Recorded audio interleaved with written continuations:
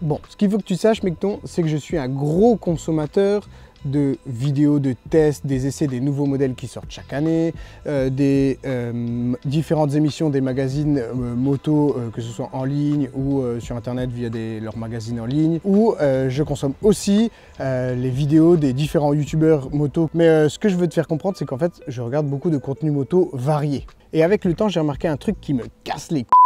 C'est un truc que font tous les constructeurs moto. Yamaha, par exemple, a un excellent moteur qui sert de base à plusieurs modèles, dont le plus gros carton des roadsters mid-size, je crois de la dernière décennie, qui est la MT-07. Mais tu peux également la retrouver dans la XSR 700, qui est un roadster plus typé néo-rétro, plutôt fait pour les hipsters qui veulent aller pécho. Tu peux aussi la retrouver dans la Ténéré 700, trail mid-size pour aller taper du off-road, même si les trois quarts des clients, des propriétaires de la Ténéré 700 n'iront même pas rouler sous la pluie. Et tout récemment, ce moteur se retrouve aussi dans la jolie R7 sportive mid-size, pour ceux qui veulent se la jouer avec Quartararo en sortant de leur village, qui apparemment fait pas mal parler d'elle parce que ça a l'air d'être une super moto pour commencer dans la catégorie des sportives. BMW, quant à lui, a son 4 cylindres de folie que tu peux retrouver dans la sportive aux performances indéniables, la S1000 RR, mais tu peux aussi la retrouver plus récemment également dans la M1000 RR, si je ne me trompe pas.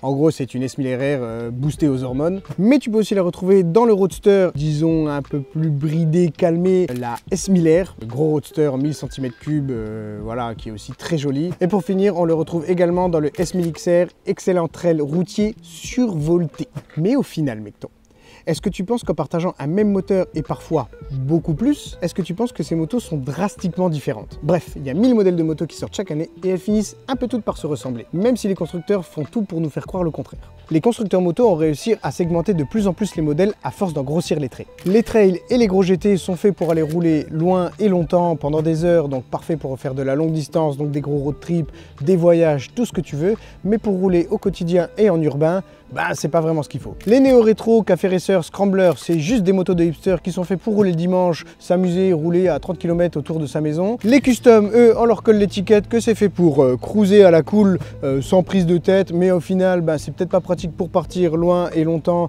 et surtout, bah, ça va pas être pratique parce que la garde au sol est vraiment réduite, et du coup, bah, quand tu vas rouler dans des routes de col ou des gros virages, oh, bah, ça va pas être très plaisant, faut voir large. Voilà, il y a toujours un problème.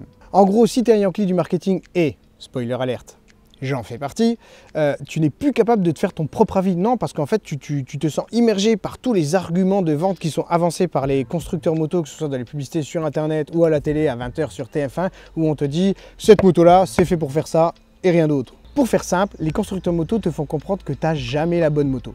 Ce qui te pousse à changer très régulièrement pour être sûr d'avoir toujours la bonne moto à ton usage très précis du moment. Sauf que ta moto, elle te sert jamais pour un seul usage. C'est peut-être ton daily qui t'emmène tous les matins au boulot, mais c'est aussi celle qui t'emmène en balade le dimanche avec les copains, mais aussi elle peut t'emmener en road trip peut-être parfois quelques jours, voire une semaine, voire plusieurs semaines dans l'année. Mais tu vois, comme beaucoup de motards, je suis pas en mesure de posséder plusieurs motos et surtout en fait, j'en ai même pas l'envie. Tout cela prouve donc bien que les marques ne sont pas au service du motard, mais au service de leur chiffre d'affaires et leur volume de vente. Prenons un exemple. Si tu as une grosse sportive, genre un GSX 1000R ou je sais pas moi, une S1000 RR de chez BM, ou voilà, il y a plein d'autres modèles auxquels je pense pas, des Aprilia RSV 1000, et que voilà, toi ta moto c'est ta sportive pour aller te tirer la bourre avec les potes le week-end, voilà, aller chercher un peu de sensation, mettre le coude par terre, ouais, c'est un peu la mode en ce moment, toucher le coude par terre dans les virages, mais que bah, il y a, je sais pas moi, 3-4 jours dans l'année où les potes ils te disent ah, viens mec, on se barre en week-end, on part, on va se faire quelques routes là plus loin, il y a des jolis cols, il y a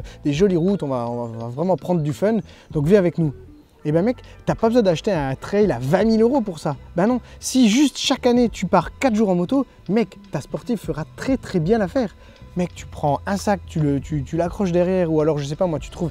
Mais il y a tellement de marques aujourd'hui dans l'accessoire moto qui te permettent d'optimiser ta moto pour plein d'utilisations différentes. Donc, avant de te faire influencer et de changer une nouvelle fois de moto, fais-moi plaisir, mec, fais-moi plaisir. Prends ta moto, fous-la en condition. Vas-y avec ta sportive en road trip. Vas-y, pars 4, 5, 10 jours. Et ensuite, tu te feras ton propre avis. Et là, tu constateras, tu diras, ok, ça me va. Bah, c'est sûr que j'étais rincé en rentrant, mais j'ai kiffé quand même. Et quand je ressors dimanche avec les potes, dans les routes du coin, et ben je prends toujours autant de plaisir. Franchement mecton, tu crois qu'ils faisaient comment nos darons il y a 20 ans? Bah ils se posaient pas autant de questions, hein. Ils allaient acheter la moto de leur rêve qu'ils avaient vue aussi sûrement à la télé, et ils se disaient c'est celle-là, je veux rouler celle-là. Et c'est tout, et ils la mettaient en condition et ils s'adaptaient. Et ben quand tu échanges avec eux, tu leur demandes, ils se sont jamais plaints du manque de modèles et de gamme aussi large que ce qu'on peut avoir aujourd'hui. Bref, avant de changer une nouvelle fois de moto mecton, tu veux pas juste aller rouler simplement et kiffer?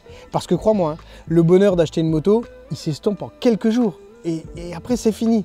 Par contre, le bonheur de rouler, tu l'auras à chaque fois que tu mettras le cul sur la selle.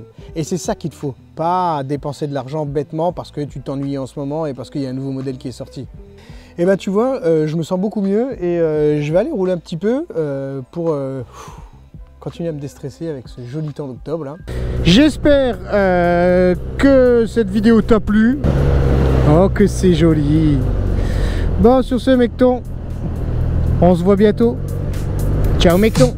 You feel alive, let's hit the dance floor. Don't work too hard, might break a backbone. Return of the Mac, the king is back though. Corvette and cash, I never like those. She saw the stone, you know how that go. Fatality, my diamonds that